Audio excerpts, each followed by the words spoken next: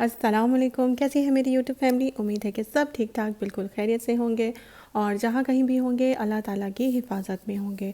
वो तमाम मेरे फैमिली मेम्बर्स जिन्होंने मुझे अभी तक दोस्त नहीं बनाया और वो तमाम मेरे दोस्त, मेरे साथी, मेरे यूट्यूब के फैमिली मेम्बर्स और मेरे बेहतरीन दोस्त, उन सब के लिए मैं दिल से दुआ करती हूँ कि अल्लाह ताला आप सबको दिन दुगनी रात चौगनी तरक्की अता फ़रमाए, आपकी ज़िंदगी के हर मामलात को सुधार दें, आपकी गैब से मदद फ़रमाएँ और बीमारों को अल्लाह ताला शफ़ा नसीब फ़रमाए और आप सब के रिज़्क़ में इजाफ़ा करें और बरकत फ़रमाएँ।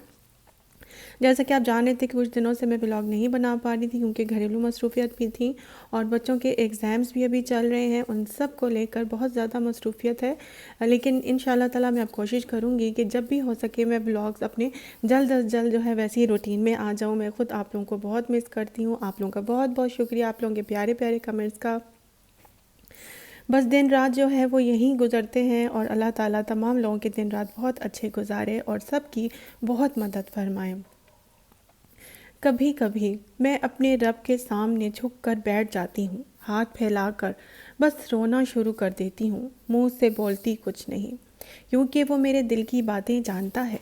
बस यही कहती हूँ, मालिक तेरी बंदी बड़ी कमज़ोर है। ज़िंदगी जितनी भी मुश्किल हो, दरवाज़े किसी कदर भी बंद हों, यकीन रखो उस अल्लाह ने मूसा अलैहिस्सलाम के लिए समंदर को शक कर दिया था, यानी कि 2 हिस्सों में बांट दिया था।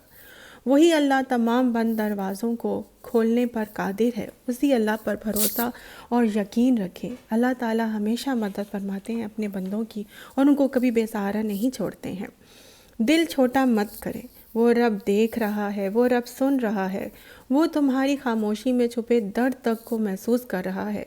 बस यकीन रखो उस पर, वो जवाब देगा और ज़रूर देगा। सूरह यूसुफ सिखाती है, बीमार सेहत याब हो जाते हैं, खोए हुए मिल जाते हैं, मुश्किलें आसानियों में बदल जाती हैं, गम खुशियों में बदल जाते हैं और बेशक सब अल्लाह ताला के हुक्म से ही है। इसी प्यारी बात के साथ मैं अपने आज के व्लॉग का आपके साथ आगाज़ करती हूँ, इस उम्मीद के साथ कि मेरा आज का व्लॉग भी आपको बहुत पसंद आएगा। आइए अपने व्लॉग का मैं आपके साथ आगाज़ करती हूँ। जी, जो व्लॉग है मेरे दो दिन पुराने हैं और इस दिन हम लोग केफर गए थे और बस ये देखें, शॉपिंग बैग खोलने में अगर परेशानी हो तो यूँ इसको अगर दोनों एजेस को ओपन किया जाए, खींचा जाए तो ये आसानी के साथ खुल जाता है, मुश्किल नहीं होती क्योंकि हर एक काम को करने का तरीका है। तो ये जो पिज़्ज़ाज़ हैं ये 6 दिरहम के वहाँ पे मिलना शुरू हो गए थे केयरफोर में, शारजा सिटी सेंटर में, क्योंकि रमज़ान करीम है तो उन्होंने एकदम से बोलना शुरू कर दिया, रमज़ान करीम रमज़ान करीम। और ये उसके बाद उन्होंने ये 6 दिरहम के पिज़्ज़ाज़ लगा दिए थे और बहुत अच्छे पिज़्ज़ा था, हमने एक ही लिया। और फिर उसके बाद जो है वो नेक्स्ट डे जो है दोपहर के वक्त ये बना ली मैंने आलू मेथी और साथ में रोटियां बनाई हैं। तो उसके बाद जो है वो घर के काम बहुत ज़रूरी होते हैं, साथ साथ किचन का काम भी बहुत ज़रूरी होता है। और ये मैं लहसुन जो है वो लेकर आकर इसको पानी में डिप कर देती हूँ और फिर अब घर की सफाई में कर रही थी और ये मैं स्प्रे लेकर आई थी लवेंडर का। और ड्राइंग रूम में ख़ास तौर पे अगर खुशबू से अगर आप अपना काम कर रहे हैं और स्प्रे में खुशबू भी है तो पूरे घर में खुशबू फैल जाती है और इसमें लवेंडर की खुशबू आ रही थी और मेरा तो फेवरेट है लवेंडर और इसकी खुशबू बहुत अच्छी लगती है। कुछ लोगों को जो है डिफरेंट परफ्यूम्स पसंद है, कुछ लोग स्प्रे में जो है वो रोज़ का पसंद करते हैं, वो भी अच्छी होती है। कोई सिर्फ ओरिजिनल लेते हैं जिसमें बिल्कुल भी कोई स्प्रे में खुशबू नहीं होती है, लेकिन अगर कुछ फ्रेगनेंस वाला लिया जाए तो उससे घर में खुशबू आती है और अच्छा भी लगता है। सफाई जो होती है वो हर औरत अपने घर में कर रही होती है और उसके घरेलू कामकाज इतने ज़्यादा होते हैं और अगर आप कोई काम करना चाहें तो अगर आप कर रहे हैं तो काम है और अगर नहीं कर रहे तो कोई काम नहीं है। तो काम जो है वो ऐसा होना चाहिए कि आप डेली वर्क में अपने घर में टारगेट्स रख लें कि आज आपने ये वाला काम करना है और इसको सफाई करनी है और ये वाला काम करना है। तो इस तरह से घर के काम भी आहिस्ता आहिस्ता ख़त्म हो जाते हैं, नहीं तो काम जो है वो बढ़ते ही रहते हैं, बल्कि बहुत ज़्यादा ही फैल जाते हैं। बल्कि आप घर में किसी काम को भी हाथ लगाएं वो बल्कि उसमें ज़्यादा ही काम निकल आता है और उसमें पूरा दिन लग जाता है। घर की सफाई जो है वो बहुत ज़रूरी चीज़ होती है और इसमें अगर आप घर को साफ़ रखेंगे तो आप खुद भी डिप्रेशन में नहीं जाएंगे, खुद भी आपको माहौल अच्छा लगेगा और पुरसकून माहौल नज़र आता है इस तरह से। और एक ज़हनी सेटिस्फेक्शन भी होती है और मेहनत में तो वैसे भी अज़मत है और हर औरत को मैं कहती हूँ कि बहुत अजीम है कि घर को भी सँभाल रही हैं, किचन को भी सँभालती हैं, बच्चों को भी सँभालती हैं और घर के सब लोगों के कामकाज भी कर रही होती हैं। तो अल्लाह ताला ने औरत के अंदर दिल ही ऐसा रखा है कि उसके दिल में पूरी दुनिया जो है वो समा जाती है और वो अपने घर के कामकाज के साथ साथ सबके खाने पीने का भी बहुत अच्छे से ध्यान रख सकती है। घर के जब भी कामकाज करें तो ऐसे करें कि आपको हर जगह पे रखी हुई चीज़ आसानी से मिल जाए। तो जब भी आप सफाई के लिए कपड़े अपने निकालें तो आप हमेशा उन कपड़ों को भी साफ़ सुथरा रखें, क्योंकि जिसकी आप सफाई कर रहे हैं तो वो भी कपड़ा जो है वो क्लीन होना चाहिए। क्योंकि साफ़ कपड़े से अगर आप अच्छी सफाई कर लेंगे तो वो चमक जाती है चीज़। क्योंकि जो डस्टिंग है, क्योंकि आप अच्छी तरह से जानते हैं कि आजकल यहाँ पे सैंड स्टॉर्म आया हुआ है, उससे बहुत ज़्यादा घर में जो है वो डस्ट इकट्ठी हो रही थी। तो रोज़ की बुनियाद पर मैं सफाई करती हूँ, लेकिन जब इस तरह से जो होता है वो थोड़ी मौसम डस्टी हो जाए तो फिर मैं उसी वक्त कर देती हूँ, क्योंकि इससे बच्चों को छींकें आना शुरू हो जाती हैं और ये ख़तरनाक अलामत होती है सैंड स्टॉर्म की, कि इससे जो है आप सांस ले रहे हैं और उसके थ्रू आपके अंदर जा रहा है। और ये मैं अपनी अलमारी को भी लेके बैठ गई उस दिन और बहुत ज़्यादा खिलारा हो गया और अपने मैंने स्कार्फ जो है उनको सही से मेंटेन करके रखा, कबर्ड को सही से मेंटेन करके रखा, क्योंकि बाकी कामकाज इतने ज़्यादा होते हैं कि अगर एक चीज़ को भी आप हाथ लगा लें तो वह बढ़ना ही शुरू हो जाती है और फिर उसमें भी बहुत टाइम लग जाता है। और जब भी घर में सफाई करें तो पोछा लगाना तो बहुत ज़रूरी होता है। तो मैं इसमें सिर्फ पानी और डैक में लाती हूँ, उससे भी बहुत अच्छी खुशबू आती है पूरे घर में और घर का जो फ़र्श है वो अच्छे से चमक जाता है। आप जितनी भी मेड्स घर में रख लें, लेकिन जो सफाई आप खुद से कर रहे हैं वो कोई भी नहीं कर सकता और बहुत अच्छी सफाई हो जाती है इस तरह से। तो आप हमेशा देखें कि आपकी सफाई अगर आप अपने हाथ से कर रहे हैं तो वो सफाई जो है अगर आपने एक दिन बहुत अच्छे से कर दी है तो वो आप देखें कि एक हफ्ते तक बिल्कुल साफ़ ही रहता है, घर आपका चमक जाता है। तो मुझे तो यही लगता है कि अगर आप खुद से सफाई करें तो आप ज़्यादा सेटिस्फाई तरीके से कर लेते हैं, क्योंकि आप अपने घर को उस तरीके से साफ़ करते हैं जो दूसरा कोई नहीं कर सकता है। तो ये भी एक बहुत ज़्यादा बड़ी एक्सरसाइज हो जाती है लेडीज़ के लिए। इसमें भी जो है वो अगर आप सफाई करने बैठें तो पूरा दिन ही लग जाता है, क्योंकि सफाई एक ऐसी चीज़ है कि अगर आप करने बैठें कहीं किसी कमरे की भी तो वो थोड़ा टाइम टेकिंग होता है और घर को संभालना जो होता है वो आसान काम नहीं होता है। आप सफाई सुथराई अगर रोज़ की बुनियाद पे कर रहे हैं तो फिर काम आपका थोड़ा रह जाता है, लेकिन अगर आप एक हफ्ते का काम जमा करके करेंगे तो वो बहुत ज़्यादा बढ़ जाता है इस तरह से। तो साथ साथ बस मैं तो ये कहूँगी कि आप रोज़ का एक टारगेट रखें कि आपने घर का आज ये वाला काम करना है, तो इससे आप देखिएगा कि आपका घर बिल्कुल क्लीन रहता है, साफ़ रहता है, मुश्किल नहीं होती है। और फिर मैंने फ़िश को मसाला लगा के रखा हुआ था, तो बस फिर फ़िश फ्राई कर ली थी और इसके साथ मैंने रोटी भी बनाई थी। तो जो भी और साथ में इमली की चटनी बनाई हुई थी। तो फिर सब ने जो है हस्बैंड ने इसके साथ चपाती खा ली, लेकिन हम सब ने जो है वो वैसी फ़िश खा ली थी और इसके साथ इमली की चटनी तो बहुत अच्छी लगती है।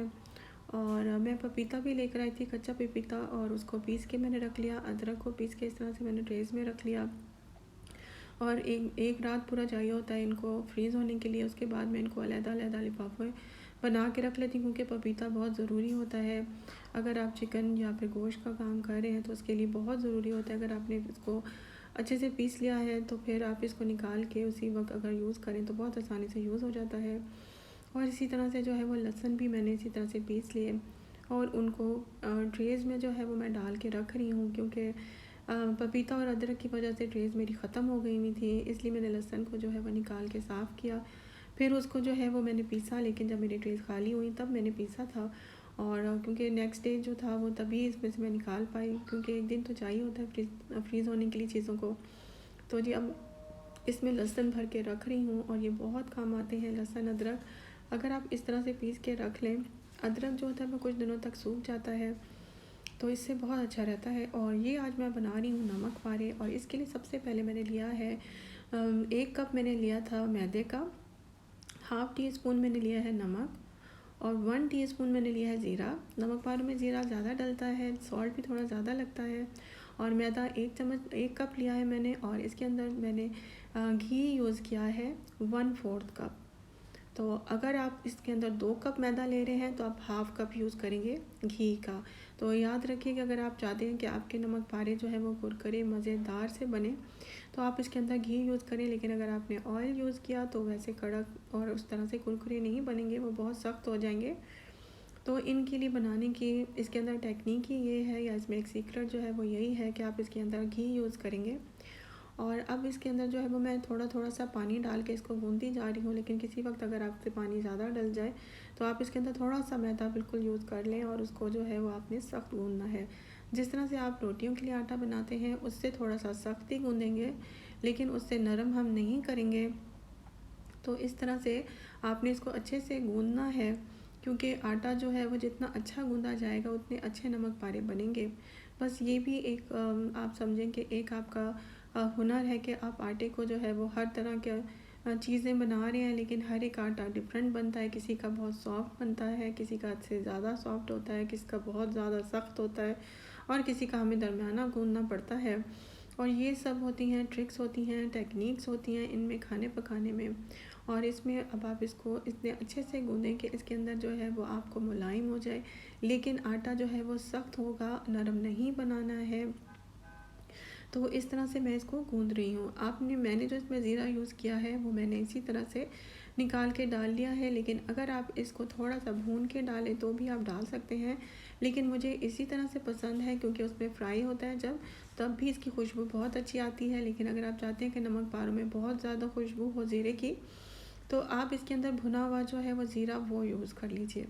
अब मैंने इसके ऊपर थोड़ा सा तेल लगा के उसको 15 मिनट के लिए सेट होने के लिए रख दिया था। और अगर आप चाहें तो नीचे सूखा जो है ये आटा डाल लें, और अगर नहीं डालना चाहें तो भी आप ना डालें, उससे भी ये बेला जाता है। लेकिन मैंने अपनी आसानी के लिए जो है वो नीचे थोड़ा सा खुशका लगा लिया था। तो अगर आप ना भी लगाना चाहें तो उससे भी ये वैसे भी बेला जा सकता है आसानी के साथ, लेकिन मैंने लगा लिया और इससे मुझे थोड़ी सी आसानी हुई थी बेलने में, क्योंकि ये चिपक नहीं रहा था फिर, और बहुत अच्छे से जो है वो रोटी बेली गई थी। तो जिस तरह से आप रोटी बनाने के लिए रोटी को बेलते हैं, रोटी तो बहुत पतली बेली जाती है, लेकिन उससे इस रोटी को हमने ज़रा सा थिक बनाना है, ज़्यादा मोटा नहीं करना है इसको, बिल्कुल ज़रा सा थिक करेंगे, उससे ज़्यादा नहीं। और इस तरह से आपने रोटी को बेलना है, और मतलब ये पूरी राउंड हो जाए और हर तरफ से जो है वो आसानी से आप बेल दें। इसके किनारे जो है वो सब बैलेंस होने चाहिए, क्योंकि रोटी कहीं से पतली और मोटी रह गई तो फिर नमक पारे बहुत ही अजीब और डिफरेंट बनेंगे। तो इस तरह से जो है हमने इसको पतला सा बेलना है, थिक बिल्कुल भी नहीं रखना है इसको, आप याद रखिएगा। और ये देखिए आसानी से बेली जाती है, ये कोई मुश्किल नहीं होती है इसको बेलने में भी, और इसको कट करने में भी, और इसको यहाँ से नमक पारों को निकालने में भी कोई मुश्किल नहीं होती है। और अगर आप इसके नीचे खुशका नहीं लगा रहे तब भी आप अगर इसको कटिंग कर लेते हैं नमक पारों की, तब भी आसानी से नमक पारे यहाँ से निकल जाते हैं, क्योंकि इसका जो मैदा होता है वो कभी भी इस तरह से नीचे नहीं चिपकता, क्योंकि हमने इसको बिल्कुल सॉफ्ट नहीं बनाया, बल्कि इसको हमने दरमियाना ही गूंदा था। तो ये बिल्कुल भी नीचे नहीं चिपक रहा, देखिए, और ये आसानी से रिमूव हो गए थे तमाम नमक पारे। और इस तरह से हमने इसको रोटी को जो है वो बहुत अच्छे से बेलना है, क्योंकि नमक पारे जो होते हैं आप बना के रख लीजिए और इसको चाय के साथ खाएं, बहुत ही मज़ेदार लगते हैं ये, और क्विक रेसिपी है, कोई मुश्किल नहीं आती। देखिए अब ये मेरी रोटी बेल चुकी है और मैं इसके अंदर यूज़ कर रही हूँ ये पिज़्ज़ा का कटर है, बहुत ही ये शार्प है। आप भी कोई जो चीज़ भी यूज़ करें बहुत शार्प होनी चाहिए। अगर आप नाइफ़ यूज़ कर रहे हैं, नाइफ़ भी बहुत शार्प होनी चाहिए। तो मेरा ये वाला कटर बहुत शार्प है, और आपने इसमें सबसे पहले जो कट्स लगानी हैं वो आपने बारीक लाइनें लगानी, याद रखिएगा। उसके बाद जो आपने इसमें बड़े कट्स लगा रहे हैं वो आपने फासला ज़्यादा रखना है उसमें, लेकिन पहले वाले जो आपने उसके अंदर कट लगाए हैं उनमें फ़ासला बहुत कम रखना है, पतले पतले सी लाइनें लगानी है। लेकिन सेकंड में जो लगाएंगे वो आप बड़े कट्स लगाएंगे, उनका डिफरेंस ज़्यादा होना चाहिए, तभी नमक पारे बहुत अच्छे से बन जाते हैं। अब अगर आपके पास ये देखिए, मैं आपको बताती हूँ, मैंने ये वाला चम्मच यूज़ किया था, जिसको हम चावलों का चम्मच मैंने यूज़ किया था, चावल बनाने में जो काम आता है। और ये देखिए ये आसानी से जो है ये सारे नमक पारे इसमें से निकल गए थे। और इसके साथ अगर आपके साथ चिपकते भी जा रहे हैं तो, लेकिन जब ये ऑयल में डालते हैं तो बिल्कुल अलहदा हो जाते हैं। तो उसमें घबराने की ज़रूरत नहीं है आपको बिल्कुल भी। और ये देखिए एक एक लेयर को मैं इस तरह से निकाल रही हूँ तो ये आसानी से निकल जाती है। आप अगर हाथ की मदद से भी निकालना चाहें तो भी आप हाथ की मदद से आसानी के साथ निकाल सकती हैं, लेकिन इसमें ये कभी भी आपस में चिपकेंगे नहीं, आप याद रखिएगा। और ये देखिए एक एक करके मैंने यहाँ से उठा के आपको दिखा दी हैं। और इसी तरह से मैंने यहाँ से सारे के सारे जितने भी हैं इनको रिमूव कर लिया था। और ऑयल जो है वो पहले हम तेज़ आंच पे रखेंगे, तो तेज़ आंच के बाद रखने के बाद उनको फिर हम लो फ्लेम कर देंगे, मतलब मीडियम, लो बिल्कुल नहीं करना है, मीडियम। तो ये मेरा ऑयल अच्छे से गर्म हो चुका है। अब इसके अंदर जो है वो मैं नमक पारे डालूँगी सारे के सारे, लेकिन उनको मैं मीडियम आंच ही रखूँगी, मीडियम फ्लेम पे रखना है। और इस तरह से इनको बनने दें। अगर आपने बहुत हाई फ्लेम में बना लिए तो उसके बाद क्या होगा कि वो अंदर से बिल्कुल कच्चे रह जाएंगे, ऊपर से इनका कलर आ जाएगा लेकिन अंदर से बिल्कुल कच्चे रहेंगे। तो मैंने इनको शुरू में जो है वो हाई फ्लेम रखा, उसके बाद मीडियम। तो इस तरह से मैंने सारे नमक पारे जो है वो इसमें डाल दिए हैं। और इनकी खुशबू घर में उठना शुरू हो गई थी। इनकी खुशबू बहुत ही मज़े की आ रही थी और इनकी खुशबू ऐसे लग रही थी जैसे हम किसी हलवाई की दुकान पे खड़े हैं। और home sweet home with Saima के नमक पारे बिल्कुल रेडी हो चुके हैं। और मुझे यकीन है कि आप सब मुझसे भी अच्छे नमक पारे बनाते होंगे। और आप भी ज़रूर मुझे बताइएगा कि अगर आपने बनाए तो आपके कैसे बने हैं नमक पारे, और आपको उनका कैसे खाते हैं, चाय के साथ खाते हैं या आपको वैसे ही खाने पसंद हैं। तो ये बहुत ही टेस्टी, बहुत ही यमी बनते हैं। और एक एक नमक पारा अगर आप खा लें तो आपका दिल चाहेगा कि आप और मज़ीद नमक पारे भी खाएं। इनका टेस्ट, इनका जायका बहुत ही मज़ेदार होता है। इनको खा के ऐसा लुत्फ़ आता है चाय के साथ, चाय का कप जो होता है वो दुबाला हो जाता है, उसका मज़ा दुबाला हो जाता है। और ये बहुत क्रिस्पी बनते हैं, कुरकुरे बनते हैं, बहुत ही टेस्ट होता है इनके अंदर एक। और आपको पता ही है कि हमारे देसी खाने हों या मिठाइयाँ हों, उन सब में बहुत ही टेस्ट होता है। और home sweet home with Saima के नमक पारे बिल्कुल रेडी हो चुके हैं। और ये देखिए इनका टेस्ट, इनका जायका, इनका कलर देखिए कितना खूबसूरत कलर आया है। और तमाम के तमाम नमक पारे बिल्कुल रेडी हो चुके हैं। तो आप इनको निकालते वक्त ये ध्यान रखिएगा कि इसके अंदर से ऑयल जो है वो अच्छे से निकल जाए। और उसके बाद इनको अच्छे से छान लीजिए। और इसके बाद ये देखिए नमक पारे बिल्कुल रेडी हो चुके हैं। इसके साथ आप चाय बनाइए, लुत्फ़अंदोज़ होइए। और बहुत ही मज़ेदार किस्म के नमक पारे रेडी हो चुके हैं चाय के साथ। बहुत ही यमी, माशाल्लाह से बहुत अच्छे बने हैं।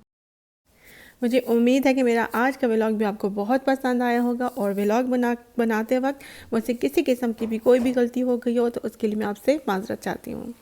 Home sweet home with Saima को इजाज़त दीजिए। इंशाअल्लाह ताला अगले व्लॉग में फिर मुलाकात होगी। अल्लाह हाफिज़।